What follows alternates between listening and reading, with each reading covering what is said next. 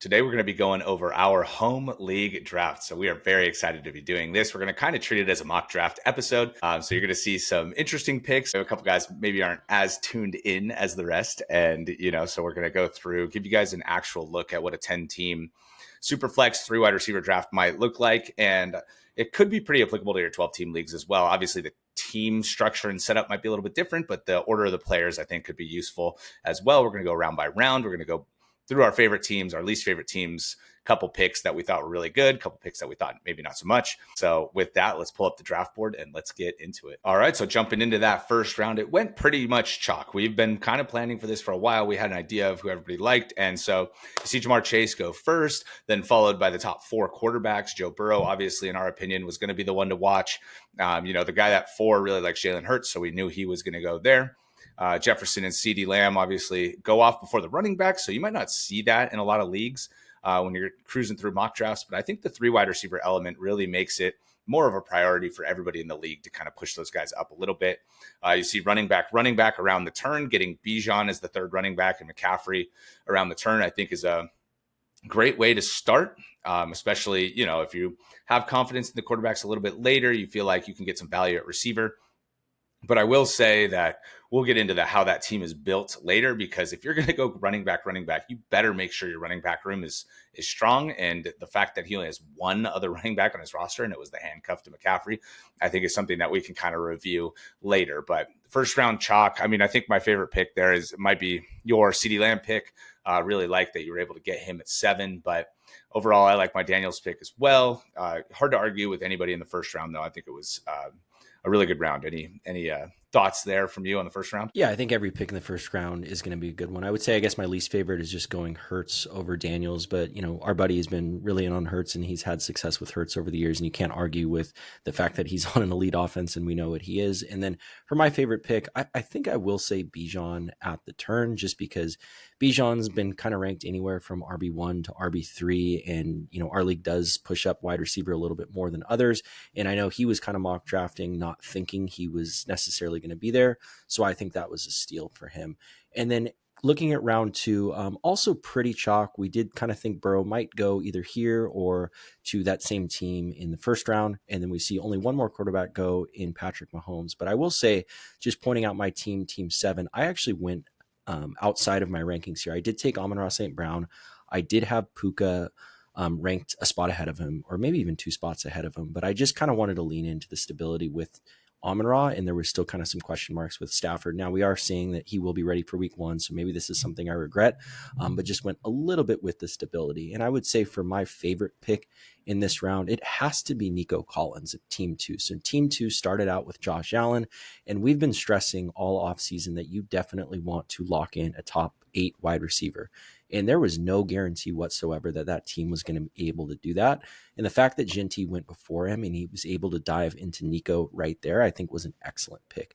As far as least favorite picks go, I would probably say Patrick Mahomes. Now, I know our buddy was very excited that he fell for him, and he had a side bet with you whether or not he would be there, and you can't doubt the stability of Mahomes or the fact that he's a great player. So I totally understand that in Superflex, but there was a lot of value that fell because even Bo Nix, who he got later, was someone that was kind of being tied closely to Mahomes. Yeah, and obviously I love the Nico Collins pick as well. He's getting pushed up in a lot of people's rankings as we get closer and closer to the season, right? You got Neighbors is banged up, Amon-Ra, who maybe isn't as exciting of a player, not quite as much upside. Stafford's dealing with the injury. Like, this group of receivers has their question marks. And so Collins has been getting pushed up a little bit. I did think about pushing him ahead of Brian Thomas Jr., but I have Brian Thomas Jr. actually at 6. I got him at 8, and I've got Nico at 8 amongst the group still. So maybe I'll regret that, but the injury history on Nico's player card is just what kind of holds me back there from going over Brian Thomas Jr. And I really think BTJ took that rookie leap after the bye week. I know it was with Mac Jones, but he was just double-digit targets 6 straight weeks to finish the year. And so I'm very excited there on Brian Thomas Jr. But I agree. I do love the Nico Collins pick. Like you said, getting to pair him with Allen after having no guarantee, guy drafting in that spot couldn't have ran to the board any faster. Looking down at the 3rd round, now we got, McConkey kicked it off of AJ Brown and Drake London. I think people might raise their eyebrow at that a little bit, but that we love Lad and we have those guys kind of all tiered together. Baker and Herbert, I think, were a little bit of a surprise that early in the 3rd round. We weren't we weren't sure where all these quarterbacks were really going to go. And I think that's kind of the beauty of a super flex draft, is you just never know when somebody's going to go in. And it just it just adds a whole nother element. Even if you're mock drafting and you're just not sure, when that sticker goes up, it's just, okay, we got something new going on here in round 3. So, you see Bowers fall all the way to your pick in, towards the end of round 3. And then Drake May, maybe a surprise in round 3, but I know you were counting on him in round 4. So, Drake May, all kinds of rushing upside, and the offensive line's better. The receivers are better.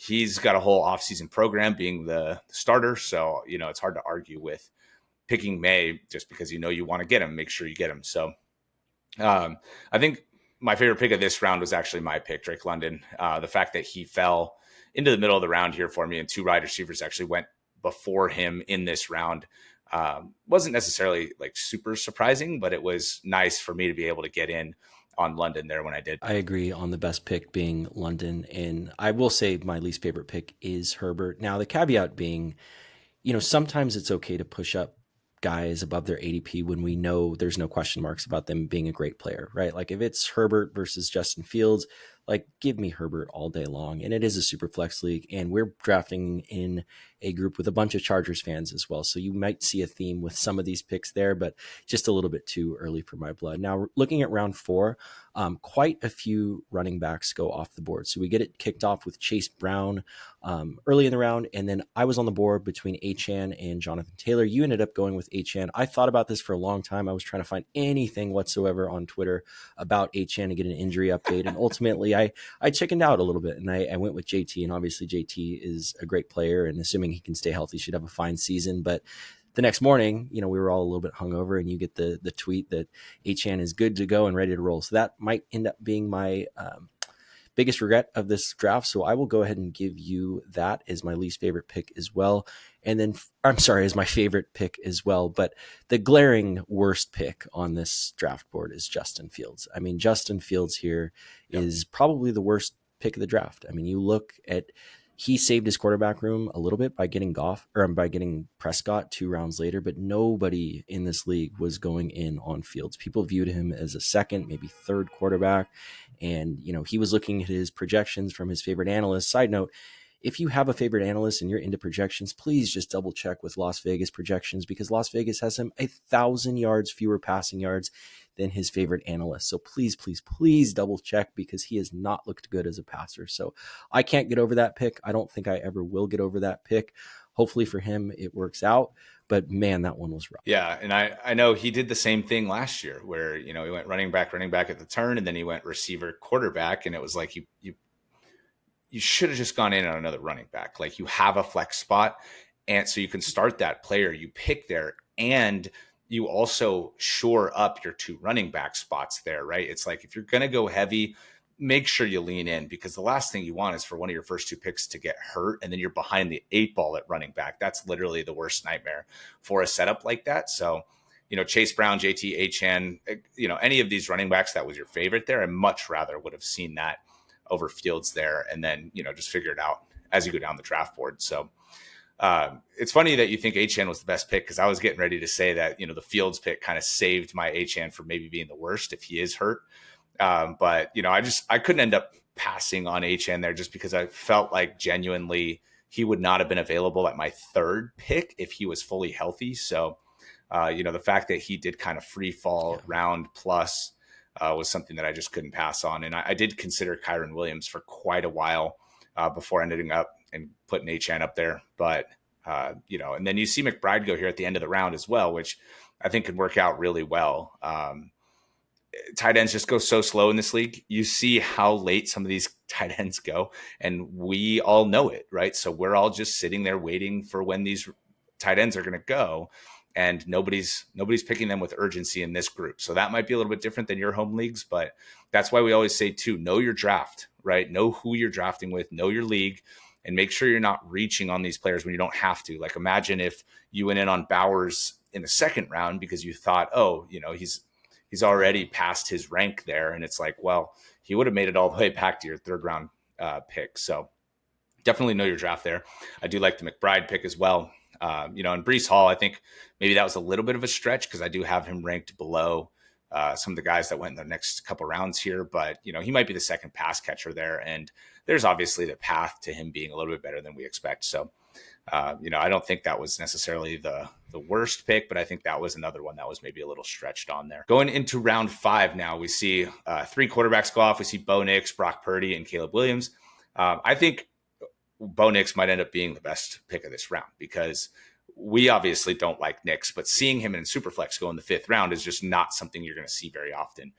So clearly, this league feels similarly to us about Nix, but he was quarterback 7 last year. And if he does stick as a top 10 quarterback, as a lot of people have him projected and ranked to be, that's going to help shore up his QB room in a big way. So I thought that was an awesome pick for his team. And you see how many quarterbacks go between his picks here before he picked in the 6th round. It's not like there was anybody there that he would have wanted. So he took kind of the upside, the guy that was just a top 10 quarterback, and it's hard to argue, at that point with the Bo Nix pick. Now, you look down the board a little bit. Rashee Rice, I think, was my least favorite pick of this round.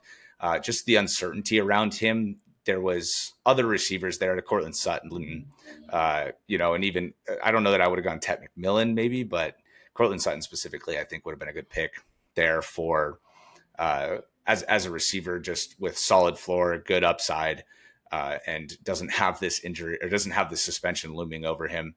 And then also Tyreek Hill. I went in on him over Higgins, and I'm maybe having a little bit of buyer's remorse there. I know Hill hasn't been practicing. There's been insane bad vibes around the Dolphins, and I end up with HN and Hill on the same team here. So I'm definitely weary of that a little bit. So I think that's where I even could have gone Purdy and just locked in my quarterback. You see, I waited on quarterback. So I practiced what I preached on quarterback. When you get a hero, you can wait a long time and kind of fill out your team as much as possible.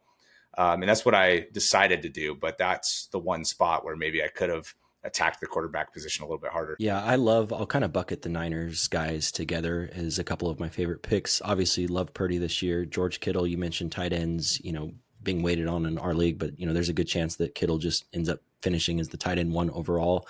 And then outside of Rice, don't necessarily love the Garrett Wilson pick here, just kind of echoing what I said about Justin Fields as a passer and the fact that this team isn't going to score a ton of touchdowns.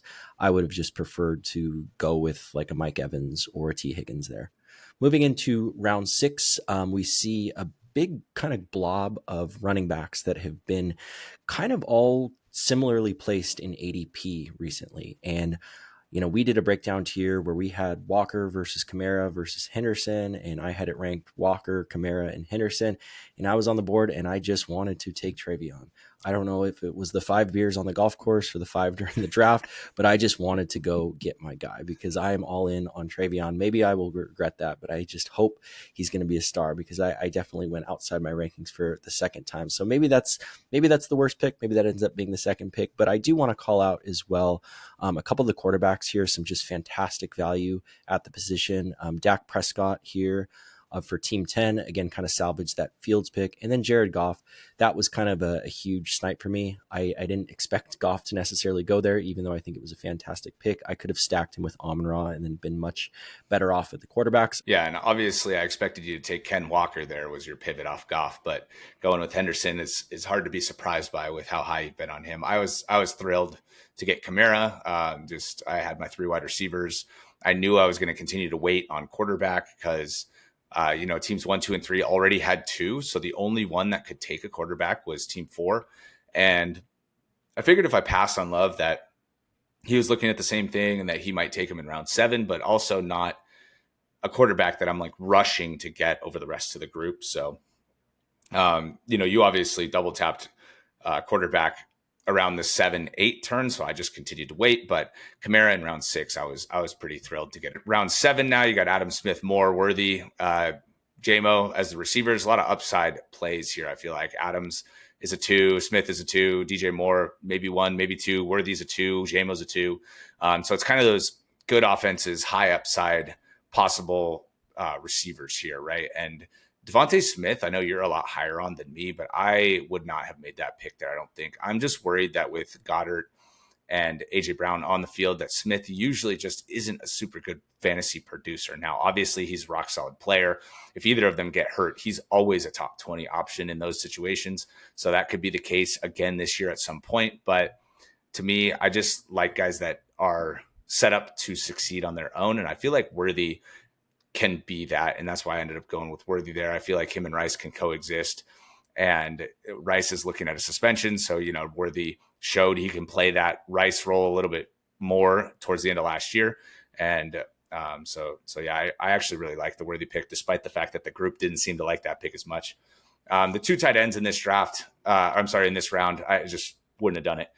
You see how late some of these other guys went, and I just think those were reaches. Yeah, the Kelsey one might be one of the other worst picks of the draft. But I will say, in regards to Devontae Smith, it's like, the well was drying out a little bit. And I know he's not in on DJ Moore or Worthy or JMO or some of these other guys. And, he did get Nico Collins up top, but it's just in these three wide receiver leagues, it gets a little bit tricky. And, Devontae is kind of one of those players similar to like a JSN light, if you will, where I'm just not comfortable with them being like my one, maybe my two in JSN's case, but definitely in that 3 to 4 range if you do load up. But I do want to call out the Devontae Adams pick from Team One because I thought that was really good value there. I know we kind of knocked a couple of his other picks, but I will say Devontae is someone that I feel like Team Two would have taken, had he fallen. Moving into round 8, we do see a couple head scratchers starting off with Joe Mixon. We just got news today that Mixon is going to be on the PUP list.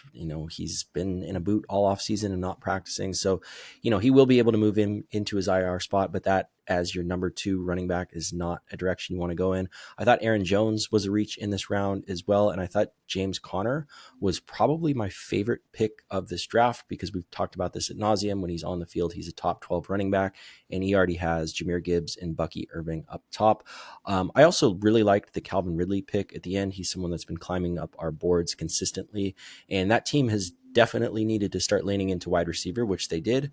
So really like that pick there. Yeah. And overall, we've been hyping James Conner, so it's not a surprise to hear you say you like him. Aaron Jones was, I feel like, a little bit of a panic pick. I definitely sniped him on David Montgomery. So he was kind of set on running back, set on Montgomery. So when he went, it was like, oh no, what am I going to do with the position now? And that's who he decided to pivot to. I'm not sure he had thought a ton about that. So when you're, sitting there, we didn't have a clock. We were doing it in person, but it's just one of those things where you're just trying to figure it out in the moment. And that's where he went to. I do want to shout out Trevor Lawrence too. I know people like him a lot more than me, including the sleeper projections. So I've been looking at that, and he's projected for like 16 and a half plus in week 1. And I'm like, oh my God, he's like projected so much higher than all these other guys that are down here. So it just seems like an interesting projection to see and how much different he's really viewed than I view him. But I do think that was a good save at quarterback for you because you waited even longer last year. And yeah, I could feel it in the room that you were like getting antsy at quarterback. So locking down Stroud and Lawrence, even though, maybe it's not your ideal situation, I think was good at that point in the draft. So, Travis Hunter, I want to shout out to end of the 8th round. I don't think that's going to happen a lot because that just feels like excellent value there. I mean, I might have taken him over every single other receiver in this round. So the fact that he fell to the end and was that team's 3rd receiver, I think was just an excellent pick. Yeah. And then with Lawrence and specifically, I guess you touched on Stroud too. At least with Stroud, I know he's a really good quarterback. And then with Lawrence, we've seen, QB 13, QB 8 seasons, I think, so far in his career. Is that right? Yeah, yep. QB 13 and QB 8. And he gets the upgrade at coach. He gets the, full season with BTJ and the full season with Travis Hunter. So I'm talking myself into him a little bit, but I just know that you despise him as a player. So I get the pushback. Jumping down to round 9 now, we see 4 running backs come off and 4 receivers with a quarterback and a tight end. So the running backs, I feel like there was some urgency behind getting them. Obviously, Javonte Williams was a little bit of a stretch there, but I was starting to get a little antsy at quarterback. I was starting to think about it more, and watching McCarthy go off, I was like, okay, maybe I should try to make a move here. I was still comfortable with Penix or Tua, but if 2 of them went, because the McCarthy was a 3rd quarterback, I was getting a little antsy. But when Swift dropped there, I was still at that point in the draft like, really concerned about Achane and the injury and possibly having to cover that pick. So when it was Swift, I was like, okay, you know what? Never mind. I'm just going to go in on the running back and I'll figure out the quarterback after. And so I got fortunate enough that Penix fell next round. But the McCarthy pick, I think, also was maybe a little bit of a stretch for that team. They go in on a second quarterback before that already. So it was their third quarterback and they have a tight end. So, they're going to be behind the eight ball at their flex spot in a big way, in my opinion. So they stretch they don't stretch, but they get the elite tight end.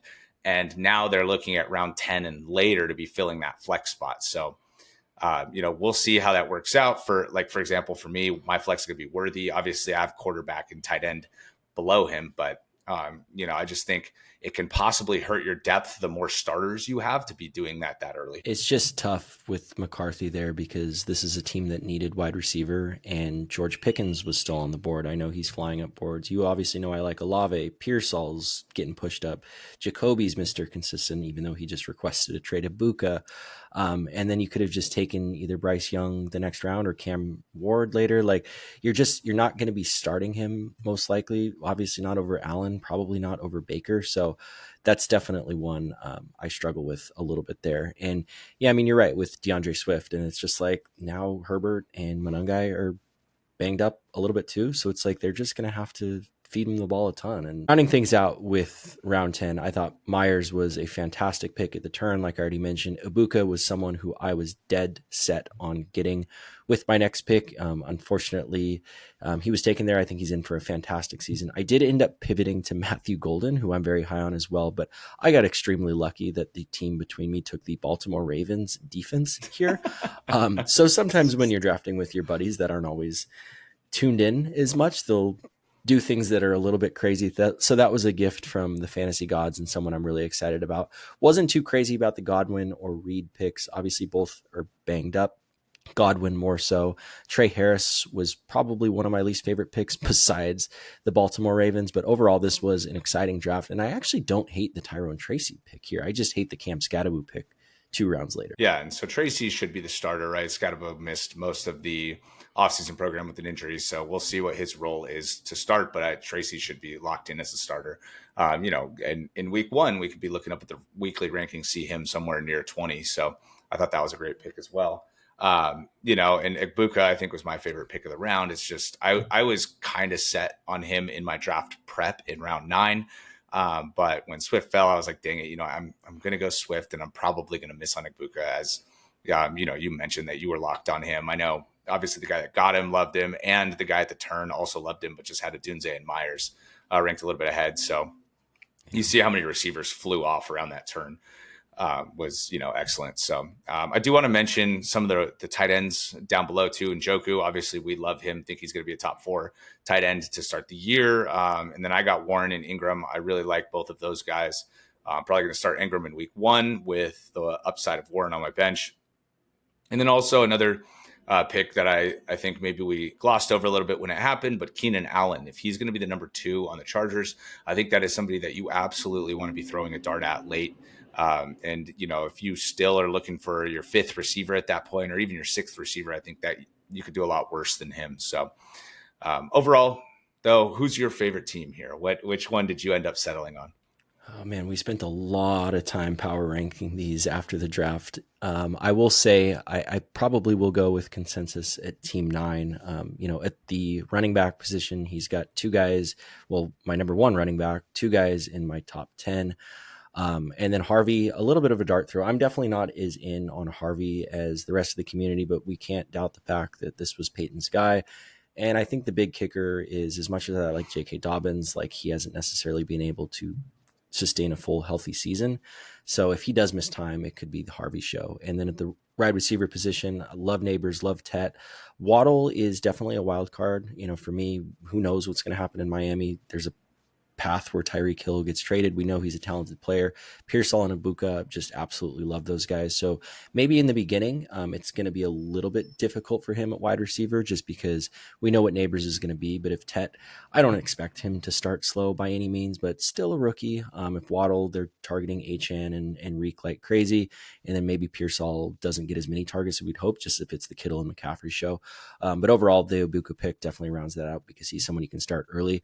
With Colston Loveland, Robinson. This is a player that I'm very, very high on. I will say maybe a little early in this draft, but this team showed that he's not afraid to go up and get his guy with Drake May specifically, and May and Caleb have been my QB. I want to say 10 and 11, so I'm very in on these guys. So overall, this was probably my top choice. Yeah, and obviously he got Bill too. So Got Bill, the social media following, right? JCM down here in round 12.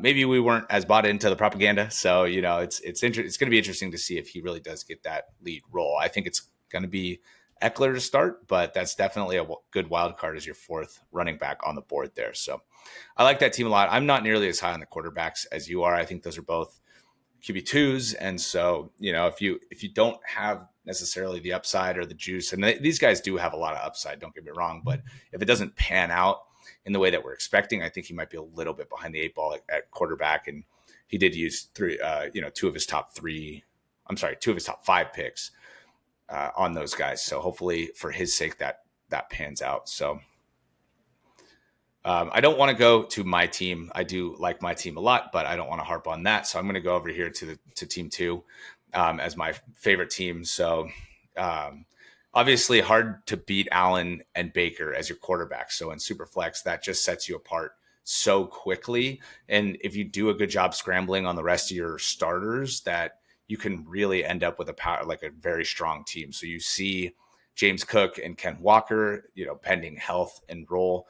Those guys are going to be amazing picks, and they got him around 5 and 6. And it almost feels like Walker was just the steal of the draft there if he stays healthy, because so much upside and so much receiving upside too. So it's not like he's even just a single, just a rusher, right? He can contribute in the passing game. So that's something that gives him top 5 upside, in my opinion. And I mentioned the Hunter pick when we went through, but it's like Nico, Smith, and Hunter as well, and he'll figure out his flex. Now, I don't like this team's depth. He cuffed Walker in round 13. That was a great pick, but it still just limits your bench even that much further. You got to hope that ETN hits. You guys know I like Bigsby better than ETN. So overall, the bench can use some work, but the starters are excellent on this team. McBride is going to be a difference maker. So really like this team start. If they're active early on the waiver wire, make sure they get their flex and their bench set up. I think that this team could be in the running for a title this year. And then for my least favorite, unfortunately, this team, it's hard to hate on a team that starts off Bijan Robinson and Christian McCaffrey, but we talked about this before with the building aspect of this team. It would have made so much more sense to go lean into robust running back and take either Chase Brown, Jonathan Taylor, Devon Achane, Marion Hampton, whomever, over Justin Fields. I will say, as much as I love Jackson Smith and Jigba, I'm just not necessarily comfortable with him as my wide receiver 1. JMO, I don't know if the boom bust is your wide receiver 2. That's not something that I necessarily have the stomach for. Ridley, Odunze, like those players. Hopefully Odunze breaks out. Myers, rock solid. So it does get a little bit better in the middle there. It's just the depth at the running back position. I mean, there's no depth. It's Bijan, CMC, and CMC's maybe his handcuff. Like maybe, right? They're saying that now, but Shanahan obviously lies through his teeth every time he opens his mouth. And if Garindo's back healthy, like there's no one on planet Earth that says Garindo is less electric than Brian Robinson, right, with the ball in his hands. So I just can't necessarily get over that. It just frustrates me so much, and I'm just so out on Justin Fields, and he could have got him 2 rounds later. Yeah, and I feel like he did a great job rounding out his receivers, but I mean, even as late as round 8, he could have got James Conner at that instead of JMO or Ridley. Like, pick the one that you like the best and then get your flex player as a running back. Like, dude, you had so many opportunities to shore this thing up. And so, yeah, I agree here. I had that as my least favorite team, but to give you a different variety, let's go over here to team 8. Started off pretty strong. I don't know that I would have gone Marvin Harrison there, but it's hard to argue with the upside. And another receiver didn't even go for another half round plus. And we were pushing him up much higher than this last year. So if he shows out early, we're going to think that that's a much better pick. But the running back trio of Gibbs, Bucky, and Connor, I think is awesome. His starting lineup there is going to be rock solid, if not one of the best in the league. And then Burrow and Goff at the quarterbacks, that's going to be awesome as well. And when Rice is out there, obviously he's going to have a wide receiver one in him as well. So, Olave, Pittman, Addison, they can figure it out between those three guys as his three. And, the Addison paired with potentially Rice this year could fill the same spot for each of their suspensions.